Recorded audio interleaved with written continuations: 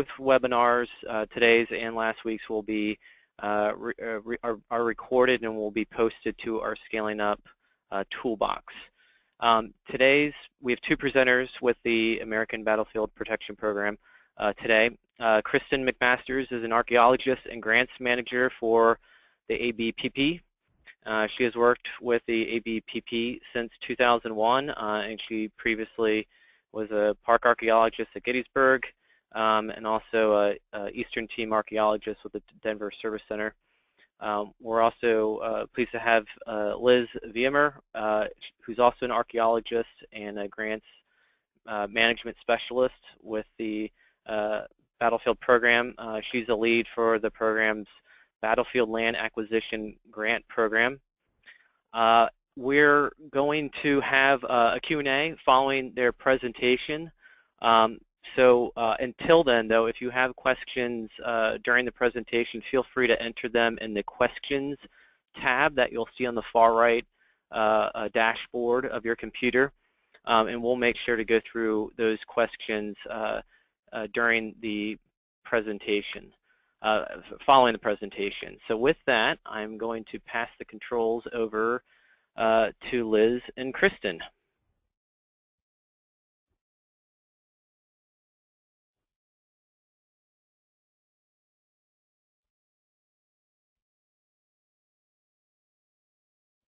All right, Liz and Kristen, can you hear me?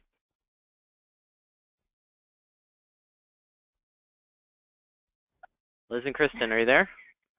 Yes, hello. Okay, hey. Well, I guess I was speaking and it was muted.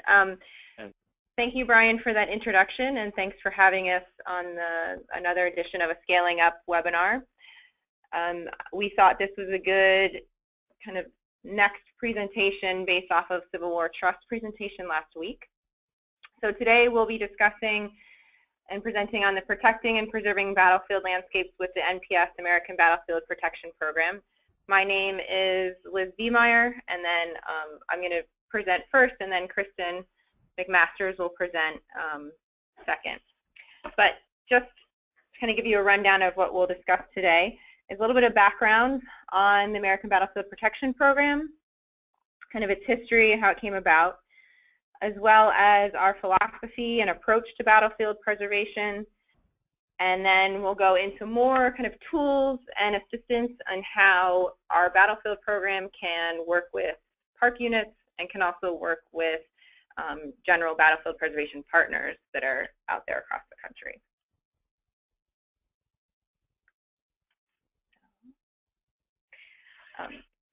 First, I just wanted to kind of give a little background on the program. We were established through our own legislation, and this is an excerpt from that legislation.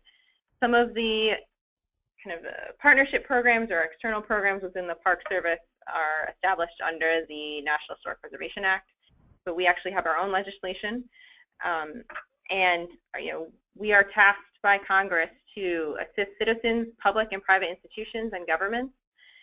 And the main thing here is to point out that it's for historic battles that were fought on American soil. So that's across the country, all 50 states and territories. And I know that Civil War Trust kind of has, obviously they have certain, obviously the Civil War, but then in their expansion of the campaign 1776, they've started looking at Revolutionary War and War of 1812 battlefield sites. But our program is tasked with looking at wars and battles on American soil, period.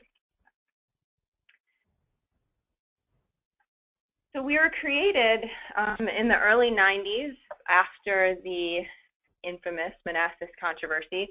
And this is where there was planned development outside of Manassas, and what ended up happening was eminent domain by the federal government to help actually protect and preserve those parcels.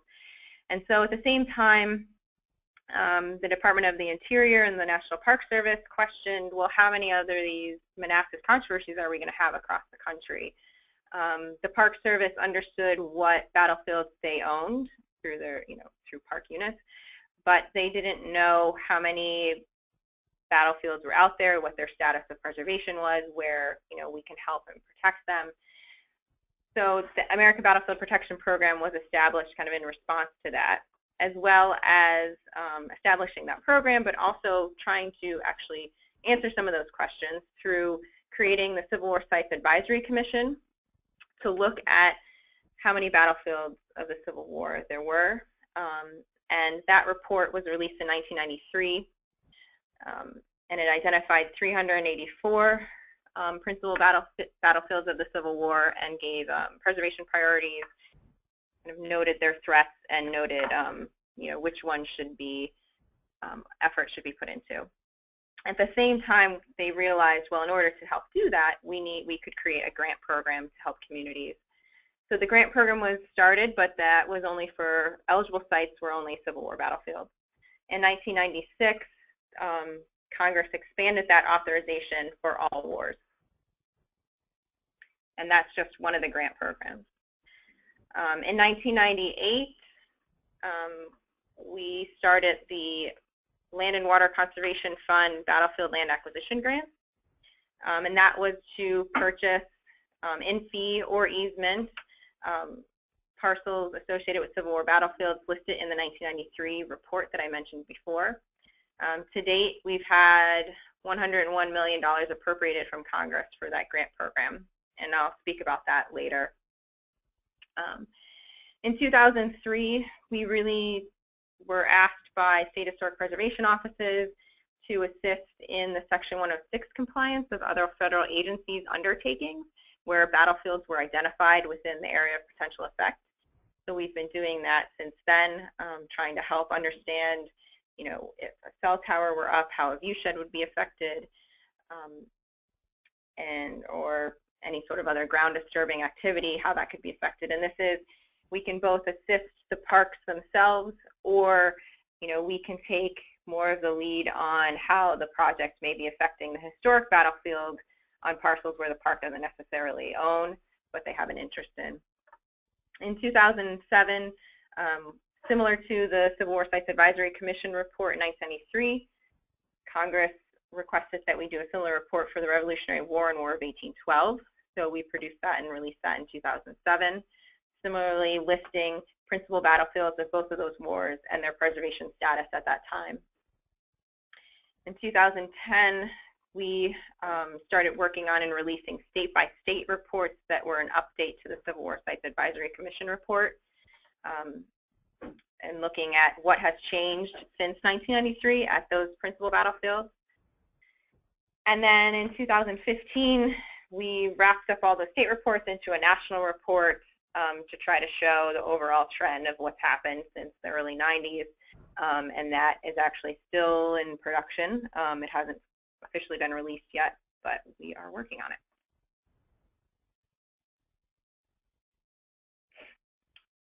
A little bit about our philosophy and how we approach battlefield preservation.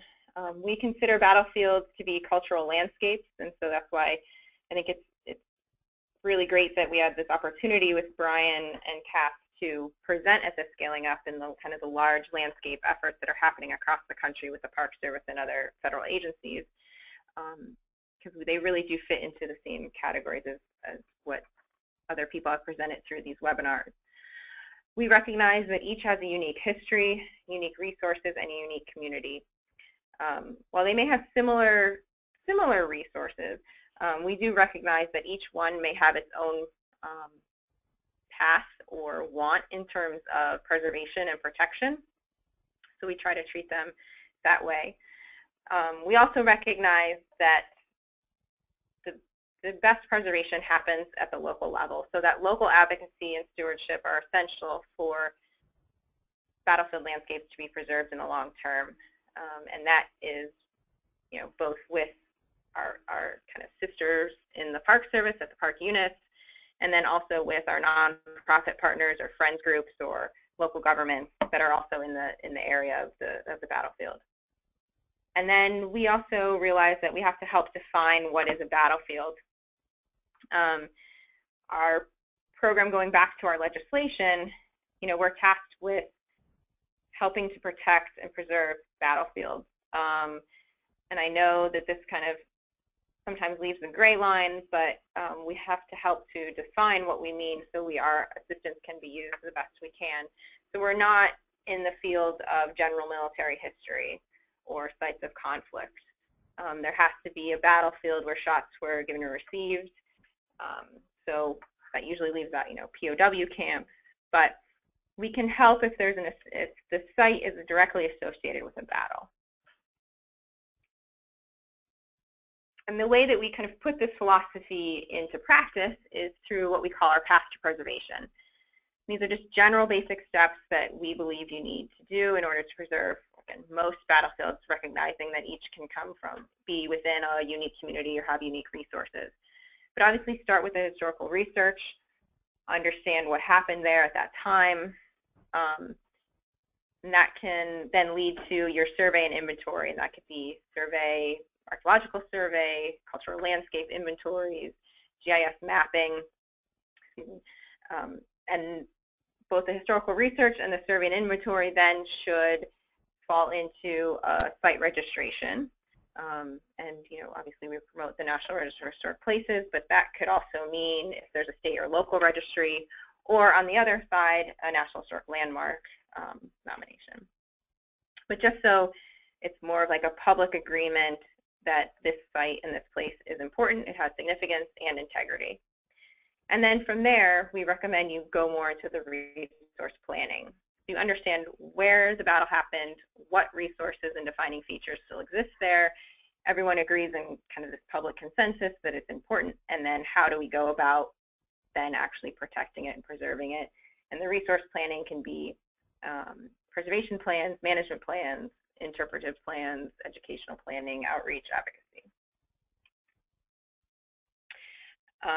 And then, so with that passive preservation, you get products out of that. And so these are some examples of the products that we have available. And some of these we may have for your own battlefield park, or maybe your park if you have other battlefield-related resources. Historic overviews, a landscape or Katawa analysis. Kristen will talk about that in a little bit.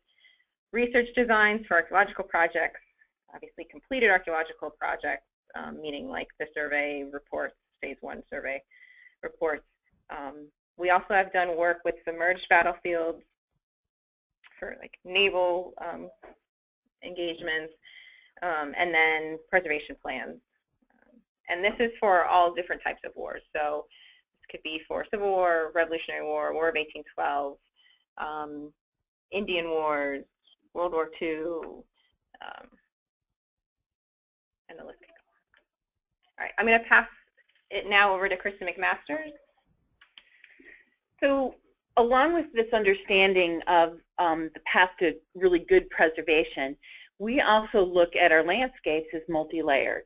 And we understand that there's a component of sort of the original horizon, that prehistoric horizon, and maybe even in some cases early settlement horizons that are really important from a study point of view, but they just set the setting for the actual battle. Then there's usually a battle layer of some sort, and then after that there may be a layer that the veterans come back and commemorate the activity. And even later, a memorial layer where the veterans aren't still there, but still there's some sort of commemoration or some sort of memory that's put on there through interpretation, like Mission 66 type of activities. And although we recognize there's all these elements on the battlefield, our program is really tasked to focus in on the battle layer. So the programs and the types of activities that our grant funding can support and that we have expertise in is just zeroing in on that battlefield layer. That's the spot where we pay the most attention. We don't discount the rest of the layers. They're very important, but for our program, we're really asked to zero in on battlefield layers. Now, in order for us to assist people in figuring out what they have on their battlefields, we do a lot of work with the general public. The public may say, we have some notion there's a battle out there, but we're not sure where it is, and we're not sure actually how to assign it or figure it out. So we have a standard methodology, and one of the very first steps is to figure out the defining features of the battlefield. That is, where are the points in the ground where something happened that was part of the military engagement. And those points in the ground can be both natural resources or cultural resources. So they can be a road, they can be a railroad or a crossroad road. It can be a house where the fighting was targeted to go to someone's plantation or someone's home. They also can be natural resources.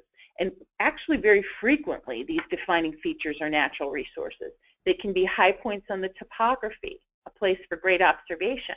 It can be a swamp that got in the way of the movement or the mobility of the armies. I mean, there can be a variety of things that you can pick out from the historic records. And in this example, I have the basics like a wooded area or Mount Defiance as a high point, or a blacksmith shop, which might have been a target for this engagement. So I usually tell folks who are working on battlefields and looking at their military layer to first pick out all the spots on the ground and make a list of your defining features. If you have several narratives that are basically original, make several lists and then pick out the ones that appear the most often, those key defining features, the ones that really are needed to tell the story, and make a list of those defining features. You can even put them on a map like we have for Shiloh here. It may be hard to see, but there are red little dots for where all the defining features are for this period at Shiloh. So this is how I would approach Shiloh battlefield if I've never been there before. I'd set up the defining features. Next, I would put a boundary around all those features. I mean, basically to be a battlefield feature, you have to be within the battlefield. And this is really how we justify what our boundaries are. Maybe at another time we could adjust the boundaries, but for historical purposes and for what we know at the time, we'll lay out a battlefield boundary, and that is the furthest extent of the conflict, as indicated by our defining features. Lastly, we'll talk about a core area, often in our discussions. And the core area is really the area that saw the heaviest combat. Some people call it the Bloody Acres. I think that's a little dramatic, but it makes the point that it is a place where there was the most intense fighting. Now, I often caution my friends who are out there defining battlefields that a core area doesn't necessarily mean it's the most significant area, but certainly it's an area that you really want to preserve and protect to tell the story. So it might be an area of importance that is one of the first places you decide to put your preservation activities. So if you look at the battlefield the way we do with defining features, here is the way you might look at Charleston Harbor, right? It's got the naval action. You've got your defining features both on the land and in the water. And this sets up your spots to include within your battlefield boundary. You'll also notice that they have areas of approach and egress, and that can happen on the water or on the land. Now, as you're thinking about these defining features, one thing that might vex you a little bit is whether or not you really are catching them all or catching them evenly. Because in a lot of ways, when we're going through historic documentation, it's easy to be a little skewed and to think only about that most important high point topography, Hill 409. Who's going to grab Hill 409? Well, actually, if you use our military terrain analysis, which we call Katawa, you can organize your defining features into these 5 attributes. And the chances are that you'll get most of the most important spots of your battlefield because the defining features will fall into at least one of these defining feature attributes. They can actually have a couple of attributes, but if you're looking for your key terrain or your most contested positions on the battlefield, some people call it decisive terrain, you'll find your defining features falling under a K.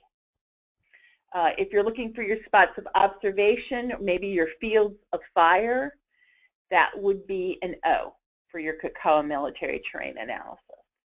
You might have places of concealment and cover, and that's natural or man-made again, right? Concealment and cover could be in entrenchment, which would cause you cover, or concealment could be natural, like a thicket or woods. You can have obstacles, like I mentioned earlier, like a swamp. And you can have your avenues of approach and egress, which is how did the military move on the battlefield? How do they get on? How do they get off? And how do they maneuver? If you can cover these 5 elements, you'll probably get most of the action on your battlefield. And we do an expanded version of this training for anybody who's interested. It should make you rethink your battlefields, and in this particular case at Credit Island in Iowa, we had some researchers look for their Katawa elements, and the one thing they couldn't quite figure out was where the gun might be. But they were able to re-engineer the battlefield from what they did know and locate that gun emplacement based on figuring out how it had to be, you know, from the field of fire. So you can think of Katawa as organizing your defining features, and you can also think of it as helping you figure out those features that might be missing from your battlefield, might even help expand your boundary. So you might ask yourself, well, Chris, where do we find a list of work that's been done with Katawa? On our website, you can find a whole list of battlefield projects that we've worked on over the years. You can look up a whole variety of states, or you can look up organizations. Mostly you can find it year by year, or contact us and ask, hey, have you done anything at my battlefield? What we're doing here just today is challenging you to think outside the box. This is one of the saddest battlefield markers I've ever seen, because it makes it look like in Wyoming at this big battlefield, that's all that they think is worth preserving is putting it in a cage. Hopefully projects we work on can promote heritage tourism with mapping. We've worked with dive shops in Saipan to encourage visitors to not rip off the World War II artifacts that they see underwater. We've done PSAs and helped create tours in order to preserve and protect those underwater battlefields. We've thought about what battlefields overhead with World War II might look like at Kiska and at Peleliu with island inventories. So we're thinking about a third dimension. We can use Katawa underwater, and we've done hand books and inventories for Lake Champlain. So you can think about how to use this terrain analysis in a whole variety of ways. Back in the 1990s, when we first started our program, those orange spots were what we would have called battlefields. And today, with our Katawa analysis, you can see how things have really expanded. We can be much more surgical with our understandings of our battlefields, including our avenues of approach and egress. We can be much more understanding about the concentration of how the battles were prosecuted, and how those cores need a different attention than some of the battlefield boundary. We can actually be a lot more synthetic about how we present our message to our partners and to our public by better understanding how battlefields unraveled on the landscape. To help our public, we actually have 2 grant programs. And I'll give you a real quick overview on the grant program I manage, which is the Preservation Planning Grants. Last year we gave about 20 grants at a little over $1 million.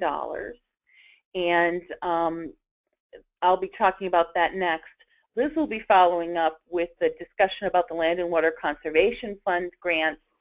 In 2016 we gave 46 land acquisition grants at over almost $12 million. So the battlefield planning grants is seed money for projects that lead to direct preservation of battlefields. So we really work on inventory, registration, and planning projects. Those are the kinds of studies that we can do. We can't do bricks and mortar. We can't do signage projects. We can't put signs in the ground. We have to stick with studies. So that leaves us with survey documentation, inventory, some interpretation, planning, and public education. But all those projects really have to lead to a measurable increase in battlefield protection and preservation. We can do it on American soil. We can do it outside of NPS units. We work with tribes, states, and local governments and nonprofits and universities. We do not work with individuals or companies. Private companies are not eligible. We award it competitively every year, and so usually we announce our grant and have it open in October, and then it's closed in early January, and then we make our selection in the spring. And you can do it through grants.gov. So here's an example at Sackett's Harbor of the eligible sites. We can work over the water at Sackett's Harbor from Horseshoe Island to the main part of the battlefields, or in town. We encourage folks outside of parks to consider working with us, or park partners to consider working outside their battlefield edges. Okay, so I'm going to give a brief overview of our battlefield land acquisition grants, and these are the grants that Tom Gilmore from the Civil War Trust had mentioned last week, so hopefully this will kind of build upon what he mentioned. So these grants are available to permanently protect historic battlefield lands, and the way that the grant program does that is through either fee simple purchase of land or through purchasing interest in land, such as conservation easements. Eligible sites include Civil War battlefields listed in the 1993 report that I mentioned earlier, as well as Revolutionary War and War of 1812 battlefields listed in our 2007 report. These grants are awarded to state or local governments when a nonprofit wishes to purchase the land or purchase the easement. They will partner with that state or local government and essentially become a sub-grantee of the project. And so that's how Civil War Trust usually works. So they'll partner with a state or local government. Civil War Trust will have the purchase contract with the landowner, but they'll partner with that local state or local government and apply together to us. Unlike the planning grants that Kristen just mentioned, these applications are received year-round, kind of on a kind of college rolling admission process. The idea there is that as properties come up on the real estate market, we want to be nimble enough to help out and purchase any threatened land that may end up being developed further or purchased by someone who is not preservation-minded. Currently, we have about $11.7 million available, and this is from kind of carryover from previous years. We're authorized up to $10 million a year, but we've had some money to carry over into 2017. And again, application and guidance is available online. So land to be acquired must be outside of the boundaries of a National Park Service unit. And if you're on the call last week, you remember Tom mentioning, that's the case. However, land directly adjacent to that boundary is eligible, and so it helps. This grant program helps to kind of preserve the viewshed or protect more land that's historically associated with the battle that the Park Service may not actually own. It does require a dollar-for-dollar non-federal match. That can come from cash, or it can come from landowner donation through a bargain sale. Those are the two most popular matches, although also sometimes if there's other state grants or local grants available, that can also be matched. There must be a threat to the battlefield land. This is usually through, residential development being planned, more commercial development being planned, transportation projects that will affect the landscape or that direct parcel. But that's a key part to the application, is really describing what that threat is. And then due to the funding source that we have, so I know there's the Land and Water Conservation Fund that helps with what we call stateside recreation uses. There's also a pot of that money that can go towards the Park Service units themselves acquiring more land. So we have a chunk of that fund, and that's what helps fund this program. And because of that, land purchased through this grant program is then subject to what we call the Section 6F3 clause of the Land and Water Conservation Act. That's basically a non-conversion land use clause. So the idea there is that in perpetuity, this land will be used for preservation and conservation, and the land use won't change. And there's an example at the bottom here of a battlefield land acquisition grant project that we did at Shepherdstown Battlefield in West Virginia. This is kind of the core and key terrain there with the crossing of the river. So lastly, we have the 2 grant programs, but we also offer general technical assistance. And this is where, while our grants can't be used within Park Service unit boundaries, we can be of technical assistance to superintendents and cultural resource managers and other park staff. And that can come through just advice about preservation and best practices. I mean, we work with people across the country. So while each battlefield is unique in its way, perhaps there's a practice that was used somewhere else that actually would be really valuable to your resource. And we can help put you in connection with those people or kind of help that network form. We can also provide advice about grant projects if something's a good idea, or kind of how to help you through that path of preservation. And this could be with the park and with maybe the park's friends group, if the friends group would be eligible to get the grant money, and see how we can work together. And then also, like I said, suggestions for possible projects at your battlefield that maybe aren't necessarily involving our financial assistance or our grant program, but other projects that you may need or want advice on. And then also the Section 106 kind of technical assistance can kind of be clumped into here. It's not listed here, but us working with a park or with a local government or another nonprofit that's in the area where another federal undertaking may be happening. We can come in as a consulting party and help assess effects that could happen to that battlefield landscape. So here's a list of our main contacts at the battlefield program. And so Paul is our program manager, our chief, and then these are the main staff members that work there. We have some other interns and contractors that work with us too. And then our website and our other contact information if you'd like to jot it down, and then Brian will open it up for questions now. Thank you. Great, thanks Kristen and Liz.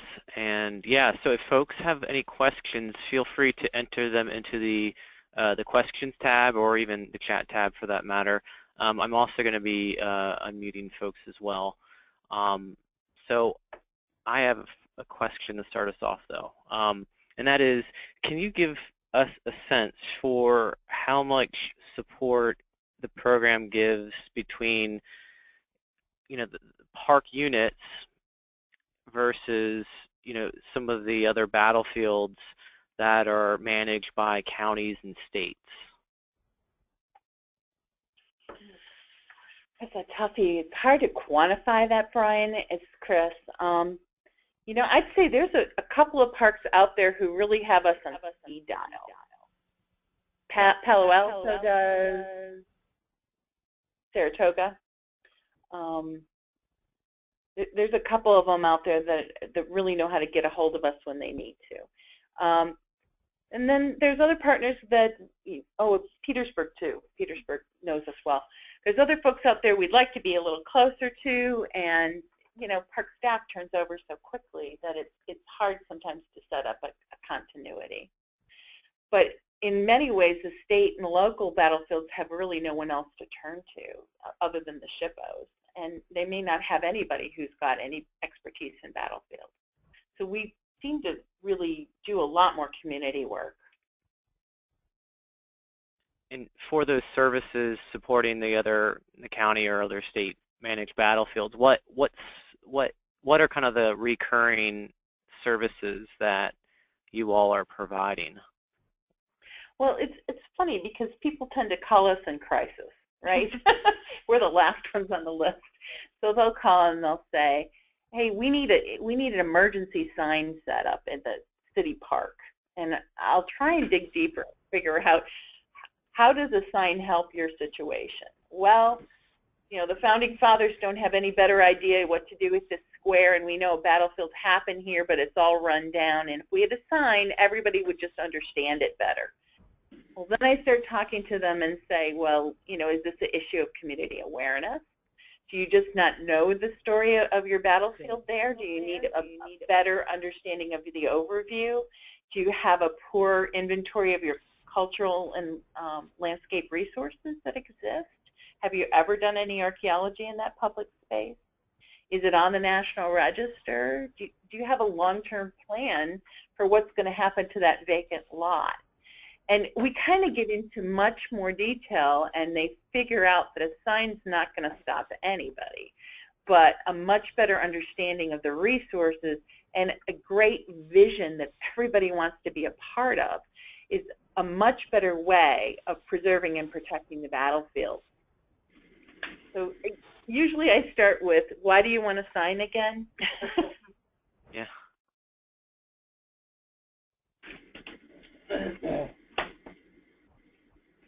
All right, any other questions? Again, feel free to add a question in the chat tab or under the questions tab here as well. Okay, it looks like we've got one here. From Jean, I assume that the battlefield boundary may be different from the park's legislative boundary. Do ABPP planning grants result in changing a park's legislative boundary? Yeah, this is Liz. I can answer that a little bit. Right, so there's multiple boundaries associated with the battlefield. The boundaries that we deal with are kind of the historic extent of the battlefield, which is the battlefield boundary, and then that boundary of the most intense fighting, which is the core. And then a battlefield can also have a park boundary if there's a park associated with it. Can also have a National Register boundary or an NHL boundary if it's been registered or listed. So there's multiple boundaries. How we kind of come in play is that, or that we've seen recently, is since our battlefield land acquisition grants can be used outside of the park boundaries, we've already, at some parks, helped to preserve in perpetuity those parcels around the park boundary.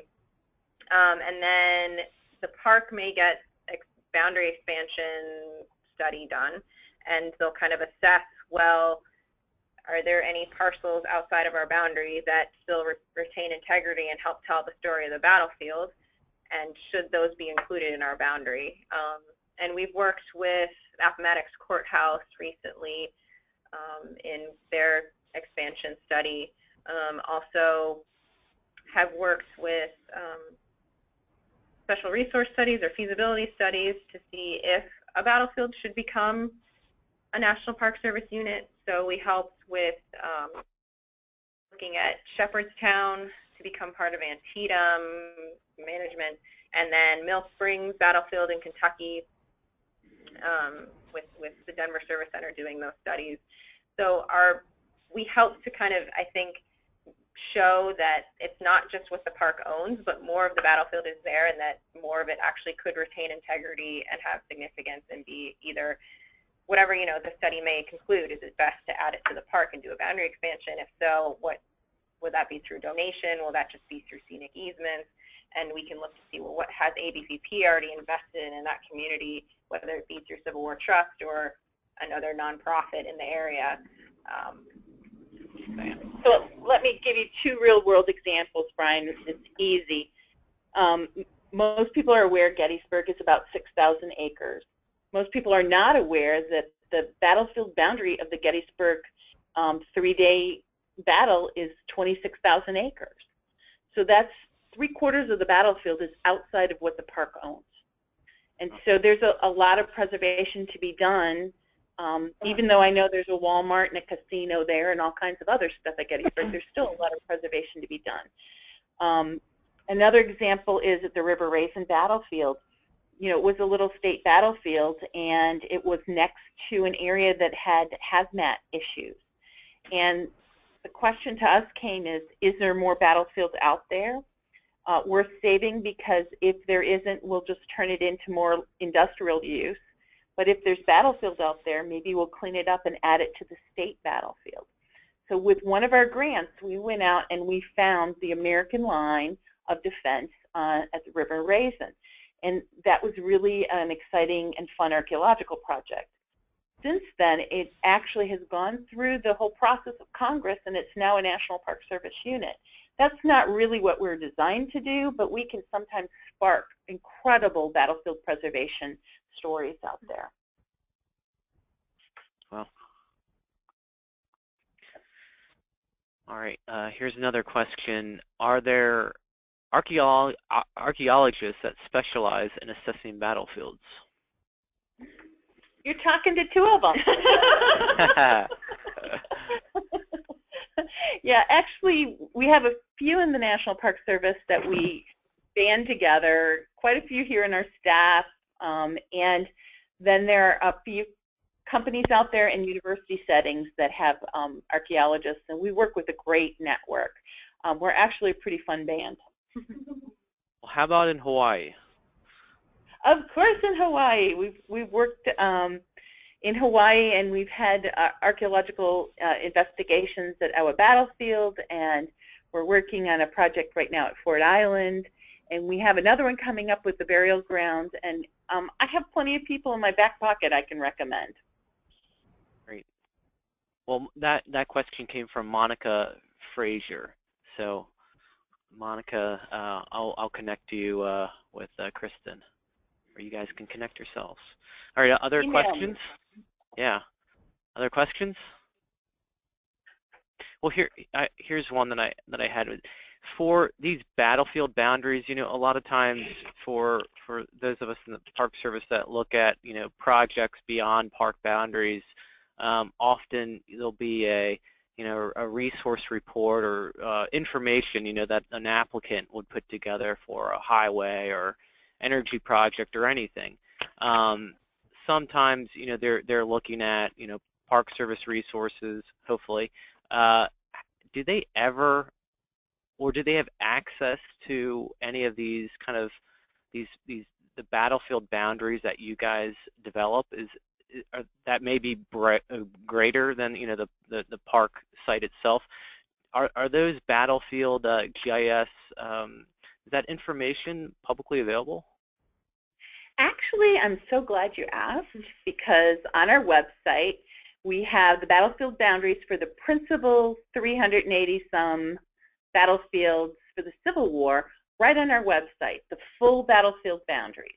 And whenever somebody comes in with a compliance issue about a battlefield, I will tell them to pull that area up, and yes, there's a battlefield there. We don't even have to argue about it. That's where the battlefield starts. So they're right up on the website.